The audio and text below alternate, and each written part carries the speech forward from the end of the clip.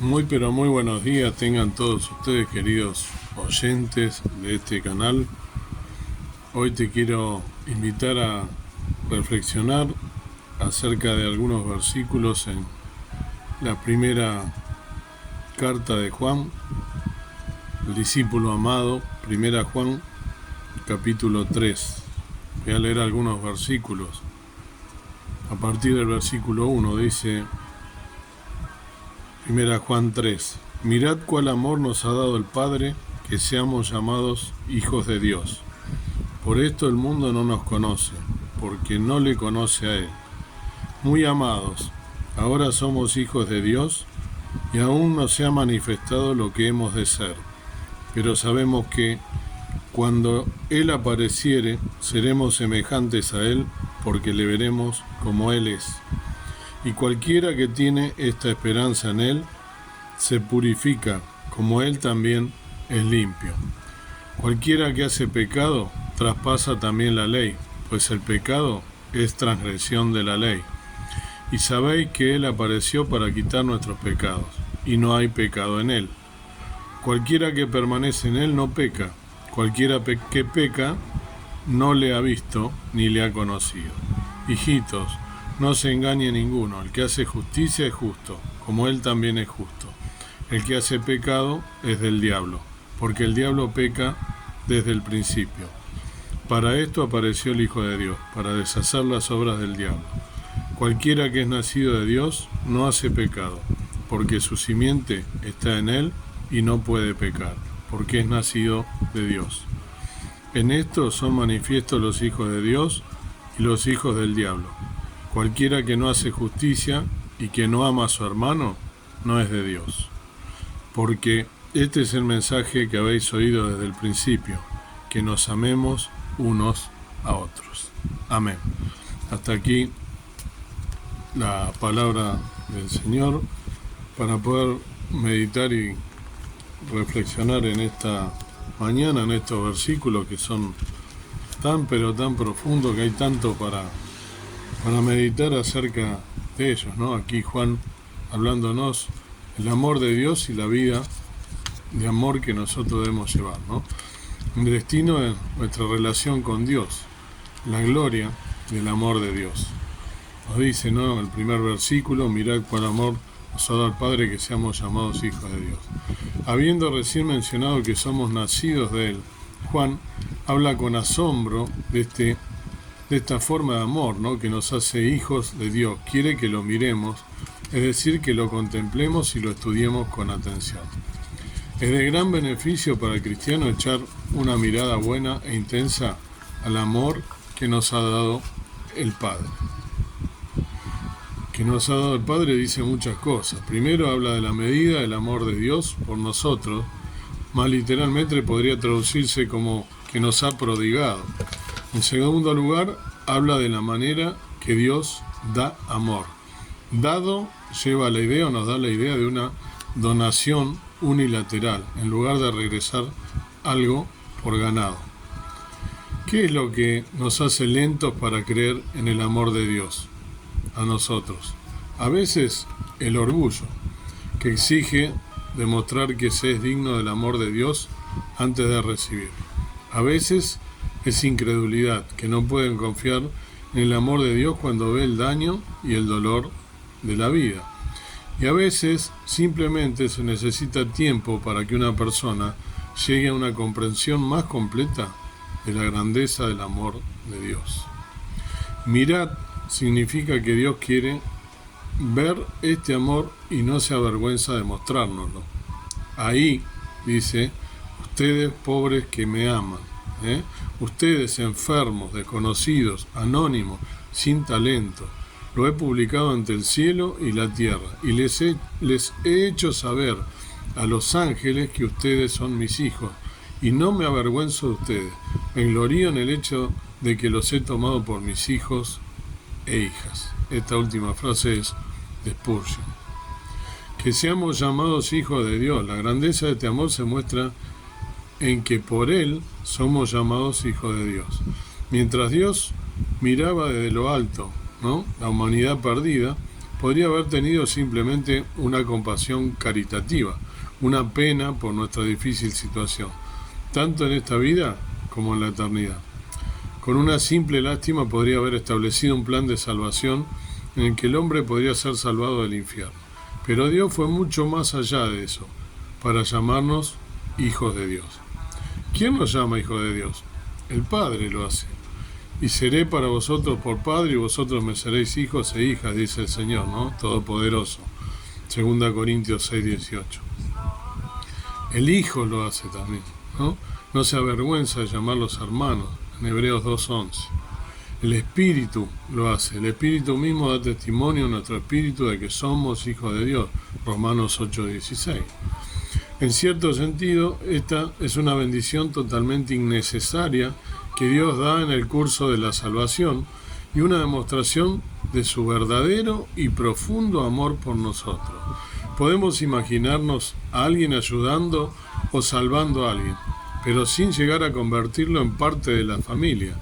Pero esto es lo que Dios ha hecho por nosotros. En esto ganamos algo en Jesucristo más grande de lo que Adán jamás poseyó.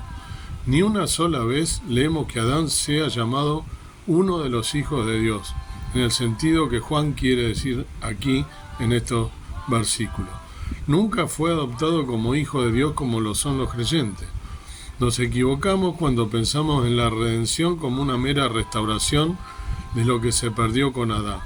Se nos concede más en Jesús de lo que Adán jamás tuvo. Si somos verdaderamente hijos de Dios, entonces debería mostrarse nuestra semejanza con nuestro Padre y en nuestro amor por nuestros hermanos. Es importante entender lo que significa ser hijo de Dios y que no todos son hijos de Dios en el sentido que Juan lo quiso decir aquí. El amor de Dios se expresa a todos en la entrega de Jesús por los pecados del mundo. San Juan 3:16, el corazón de la Biblia. Pero esto no convierte a toda la humanidad en hijos de Dios, en el sentido que Juan lo dice aquí. Aquí habla de aquellos que han recibido el amor de Jesús en una vida de comunión y confianza con Él. Mas a todos los que le recibieron, a los que creen en su nombre, Dios les potestad de ser llamados, de ser hechos hijos de Dios. San Juan 1:12. Por eso el mundo no nos conoce. Debido a nuestro parentesco único con Dios, somos extraños a este mundo, o deberíamos serlo. Esto muestra el gran peligro de un cristianismo que trabaja tan duro para mostrarle al mundo lo mucho que nos podemos parecer al mundo. No podemos sorprendernos ni ofendernos al descubrir que el mundo no nos conoce, porque no le conoció a Él. En última instancia debemos esperar que el mundo nos trate como lo trató a Él, rechazando a Jesús y crucificando a Jesús. Si bien es cierto que Jesús amaba a los pecadores y ellos, reconociendo ese amor, acudieron a Él, también debemos recordar que fue el mundo el que clamó: crucifíquenlo. El destino de los hijos de Dios. Amados, ahora somos hijos de Dios y aún no se ha manifestado lo que hemos de ser, ¿no? Pero sabemos que cuando Él se manifieste seremos semejantes a Él porque le veremos como Él es, ¿no? Nos dice. Ahora somos hijos de Dios. Nuestra situación, ¿cuál es? Clara. Podemos saber y tener la seguridad de que en verdad estamos entre los hijos de Dios.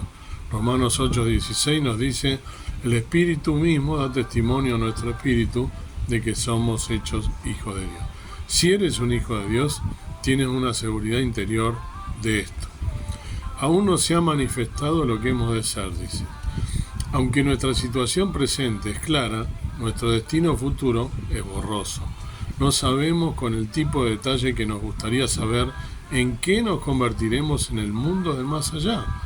Hay algunas dudas que tenemos, ¿sí? En este sentido, ni siquiera podemos imaginar cómo seremos en la gloria. Lo que somos no se muestra ahora al mundo. Lo que seremos no se ha mostrado aún. Si puedo usar tal expresión, este no es el momento para la manifestación de la gloria de un cristiano. La eternidad debe ser el período para el pleno desarrollo del cristiano y para la exhibición sin pecado de la gloria que Dios le ha dado. Aquí debe esperar ser desconocido, es en el más allá donde se le descubrirá como hijo del gran Rey. Pero sabemos que cuando Él se manifieste, seremos semejantes a Él porque le veremos como Él es, dice, ¿no? No nos quedamos completamente a oscuras acerca de nuestro estado futuro. Cuando Jesús sea revelado a nosotros, ya sea por su venida por nosotros o por nuestra venida a Él, seremos como Él es. La Biblia habla del gran plan de Dios para nuestras vidas. Así, porque los que antes conoció, también los predestinó para que fuesen hechos conforme a la imagen de su Hijo, para que Él sea el primogénito entre muchos hermanos. Romanos 8:29. El objetivo final de Dios en nuestras vidas es hacernos como Jesús. Y aquí Juan habla del cumplimiento de ese propósito. Esto no significa que dejaremos de ser nosotros mismos, llenos de la personalidad y el carácter distinto que Dios nos dará. El cielo no será como el nirvana del misticismo oriental, donde toda personalidad se disuelve en Dios como una gota en el océano. Seguiremos siendo nosotros mismos, pero nuestro carácter y naturaleza se perfeccionarán a la imagen de la perfección de Jesús. No seremos clones de Jesús en el cielo. El cristiano debe desear ser como Jesús, pero recuerda que Dios nunca forzará a una persona a ser como Jesús si no quiere. Y para eso es el infierno. Personas que no quieren ser como Jesús. La verdad eterna y aleccionadora es esta. Dios le da al hombre lo que realmente quiere. Si realmente quieres ser como Jesús, se mostrará en tu vida ahora y será un hecho en la eternidad. Si realmente no quieres ser como Jesús, también se mostrará en tu vida ahora y también será un hecho en la eternidad. Seremos semejantes a Él, nos dice. Esto nos recuerda que aunque ahora crecemos a la imagen de Jesús, todavía tenemos un largo camino por recorrer. Ninguno de nosotros estará acabado hasta que veamos a Jesús. Y solo entonces seremos semejantes a Él. Le veremos tal como Él es. Quizás esta sea la mayor gloria del cielo. No ser glorificado personalmente, sino estar en la presencia, sin obstáculos y sin restricciones, de nuestro Señor. Pablo dijo de nuestro caminar actual: ahora vemos por espejo, oscuramente, mas entonces veremos cara a cara. Ahora conozco en parte, pero entonces conoceré como fui conocido. 1 Corintios 13:12. En la actualidad, cuando nos miramos en un buen espejo, la imagen es clara. Pero en el mundo antiguo, los espejos estaban hechos de metal pulido y la imagen siempre era confusa y algo distorsionada. Vemos a Jesús ahora solo de una manera oscura y poco clara, pero un día lo veremos con perfecta claridad. El cielo es precioso para nosotros por muchas razones. Anhelamos estar con los seres queridos que han fallecido antes que nosotros y a quienes extrañamos tanto, ¿no? Anhelamos estar con los grandes hombres y mujeres de Dios que nos han precedido en los siglos pasados. Queremos caminar por las calles de oro, ver las puertas de perlas y ver a los ángeles alrededor del trono de Dios, adorándolo día y noche. Sin embargo, ninguna de esas cosas, por muy valiosas que sean, hacen que el cielo sea realmente el cielo. Lo que hace al cielo, el cielo, es la presencia sin obstáculos, sin restricciones de nuestro Señor. Y verlo tal como Él es, será la experiencia más grande de nuestra existencia eterna. Qué glorioso aquel día. ¿Qué veremos cuando veamos a Jesús?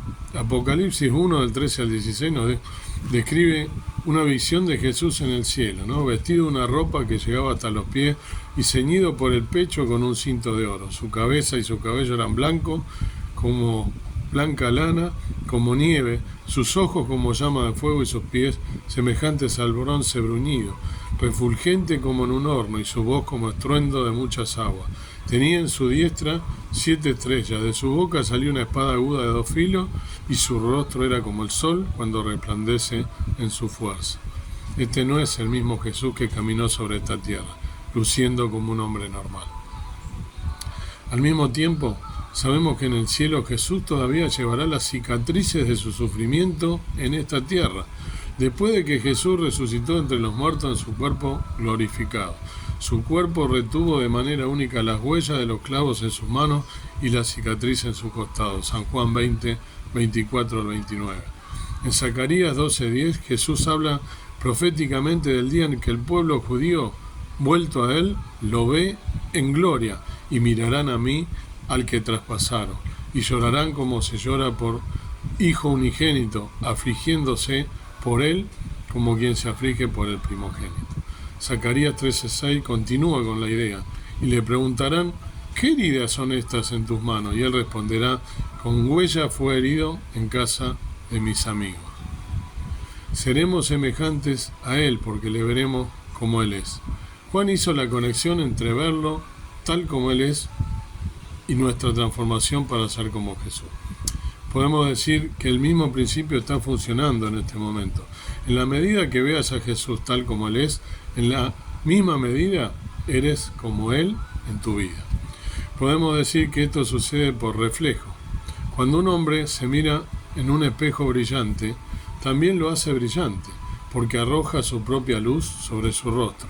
Y de una manera mucho más maravillosa, cuando miramos a Cristo, quien es todo resplandor, Él arroja algo de su resplandor sobre nosotros.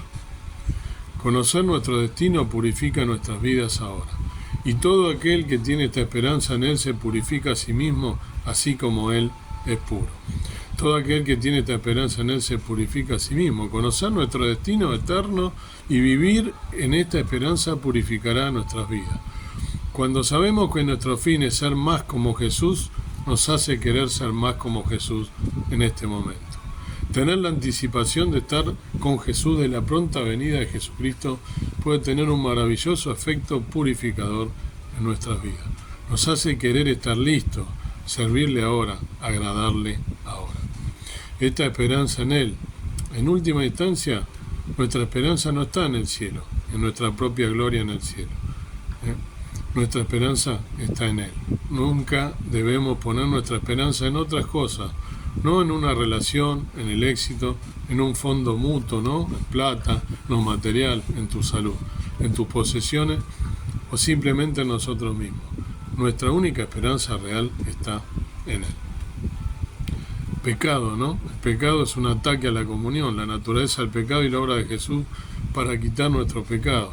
Nos hablaba los versículos 4 y 5. Todo aquel que comete pecado infringe también la ley, porque el pecado es la transgresión de la ley, nos dice, ¿no? Y sabéis que Él apareció para quitar nuestros pecados. Pecado es transgresión de ley. Juan define el pecado en su raíz más básica. Es un desprecio por la ley de Dios, que es inherentemente un desprecio por el hacedor de la ley, Dios mismo. A menudo fallamos en la batalla contra el pecado porque no lo llamamos por lo que es, anarquía, una ofensa con el gran hacedor de la ley, Dios. En cambio decimos, como si he hecho algo mal o se cometieron errores, lo tomamos como algo livianito, ¿no? Llámalo por lo que es, pecado y anarquía. El primer paso hacia una vida santa es reconocer la verdadera naturaleza y la maldad del pecado. Sabéis que para Él apareció para quitar nuestros pecados, ¿no? Juan aquí definió la misión de Jesucristo en su raíz más básica, para quitar nuestros pecados. El ángel Gabriel prometió a José con respecto al ministerio de Jesús y llamará su nombre Jesús, porque Él salvará a su pueblo de sus pecados. San Lucas 1:21. Jesús quita nuestro pecado en el sentido de tomar el castigo por nuestro pecado. Esto se logra inmediatamente cuando uno viene por fe a Jesús. Jesús quita nuestro pecado en el sentido de quitar el poder del pecado. Esta es una obra continua en la vida de aquellos que caminan en pos de Jesús. Jesús quita nuestro pecado en el sentido de quitar la presencia del pecado. Esta es una obra que se completará cuando pasemos a la eternidad y seamos glorificados con Jesús. Él apareció para quitar nuestros pecados. Esta es la obra de Jesús en nuestra vida. Es una obra a la que debemos responder, pero es su obra en nosotros. Nosotros no podemos quitar el castigo de nuestro propio pecado. Es imposible limpiarnos de esta manera. En cambio, debemos recibir la obra de Jesús al quitar nuestro pecado. Nosotros no podemos quitar el poder del pecado en nuestra vida. Esta es su obra en nosotros y respondemos a esa obra. Alguien que viene a Jesús no tiene que limpiarse a sí mismo primero, pero debe estar dispuesto a que Él quite su pecado. Nosotros no podemos quitar la presencia del pecado en nuestras vidas. Esta es su obra en nosotros que finalmente se cumplirá cuando seamos glorificados con Él. No hay pecado en Él. Jesús no tenía pecado que quitar, por lo tanto pudo quitar nuestro pecado tomándolo sobre sí mismo, lo cargó sobre sus hombros. Permanecer en el pecado o permanecer en Dios. Versículo 6. Todo aquel que permanece en Él no peca, todo aquel que peca no le ha visto ni le ha conocido. Dado que el pecado es la transgresión de la ley, infracción, desprecio por Dios, 1 Juan 3:4, ¿no? Y puesto que Jesús vino a quitar nuestros pecados, 1 Juan 3:5, y dado que Jesús no hay pecado, entonces permanecer en Él significa no pecar. Es muy importante entender lo que la Biblia quiere decir y lo que no cuando dice que no peca. Según el tiempo verbal que se usa, Juan, no peca significa que no vive en un estilo de vida de pecado habitual. Juan ya nos los ha dicho en 1 Juan 1:8. Si decimos que no tenemos pecado, nos engañamos a nosotros mismos y la verdad no está en nosotros. La gramática indica que Juan está hablando de actos ocasionales de pecado. La gramática de 1 Juan 3:6 indica que Juan está hablando de un estilo de vida de pecado estable y continuo. Juan no está enseñando aquí la posibilidad de una perfección sin pecado. El tiempo presente en el verbo griego implica hábito, continuidad, secuencia ininterrumpida. La NBI tiene la idea correcta cuando traduce estos verbos con frases como continua. ¿Cómo continúa pecando? ¿No? Continúa con el pecado y no puede seguir pecando. Todo aquel que permanece en Él no peca. El mensaje de Juan es claro y consiste con el resto de las Escrituras. Nos dice que un estilo de vida de pecado habitual es incompatible con una vida de permanecer en Jesucristo. Un verdadero cristiano solo puede estar temporalmente en un estilo de vida de pecado. La enseñanza de Pablo en Romanos 6 es un gran ejemplo de este principio.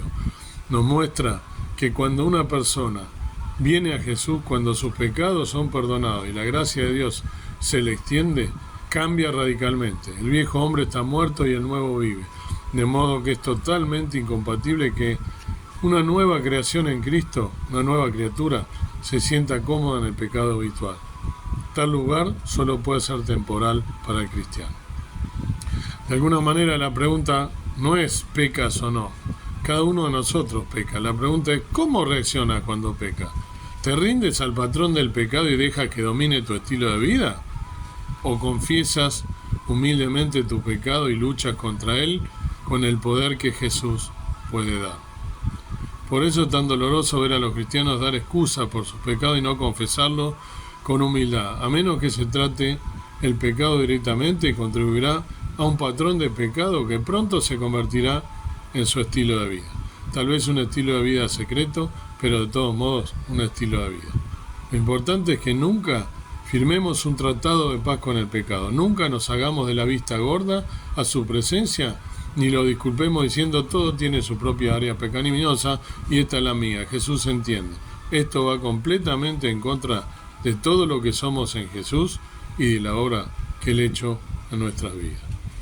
Todo aquel que no peca no ha visto ni le ha conocido. Vivir un estilo de vida en pecado habitual es demostrar que no lo has visto, en un sentido actual de le veremos final mencionado en 1 Juan 3:2, y que no le has conocido. Hay personas tan geniales y maravillosas que verlas o conocerlas cambiará tu vida para siempre. Jesús es este tipo de persona. Dios quiera que puedas conocerle de verdad, que puedas sentir dolor por el pecado y no habituarte al pecado. Que el Señor te bendiga en esta mañana y que puedas meditar en estas palabras tan profundas que nos trae Juan, el apóstol amado, para que vivamos una vida acorde a lo que el Señor Jesús nos pide como sus hijos, porque nos ha llamado sus hijos y somos llamados sus hijos, y esto implica todas estas condiciones que acabamos de mencionar. Amado Dios, amado Padre Celestial, gracias por este día, gracias por nuestro Señor Jesús que deshizo el pecado del mundo, que deshizo nuestro pecado. Gracias por habernos elegido tus hijos, pero ahora te pedimos que nos ayudes a vencer el mal, a no pecar, a no conformarnos a este mundo, a a imagen de Jesús, a poder buscar la santidad cada día, a no habituarnos a pecar, a que nuestro estilo de vida, a partir del Espíritu Santo que mora en nuestro ser, lo dejemos trabajar en nosotros, que seamos transformados día a día, que leamos tu palabra, que no nos acostumbremos solamente a leerla, sino también a hacerla, a practicarla, a que el mundo vea algo diferente en nosotros. Gracias por Jesús, gracias por su obra, gracias porque somos sus hijos, a partir del sacrificio de Jesús en la cruz del Calvario, que nos limpia de todo pecado, pero también nos redimió, pero nos exige que seamos sus hijos, sin pecado, para la gloria del reino de los cielos, para la gloria de Dios Padre, que nos eligió como hijos, que seamos avergonzados cada vez que pecamos, que sintamos vergüenza, que sintamos que no debemos hacerlo y que no volvamos a caer en el mismo pecado. Ayúdanos, danos al Espíritu Santo que está en nuestro ser, que nos libre, que pidamos la guía del Espíritu Santo y que podamos en la palabra de Dios también buscar todo aquello que nos encamina a una vida en santidad, una vida cercana a Dios, y que también podamos amar a nuestros hermanos por extensión, que podamos perdonar y que podamos también ser perdonados. Gracias por tu gracia, gracias por tu amor, gracias por tu misericordia. Dejamos todo este día en tus manos, invocando el perdón con acción de gracias. En el nombre de nuestro Salvador, el Señor Jesús. Amén. Que Dios te bendiga y te dé un día en victoria, y que puedas meditar en esta palabra tan profunda que nos dejó Juan para nuestra edificación.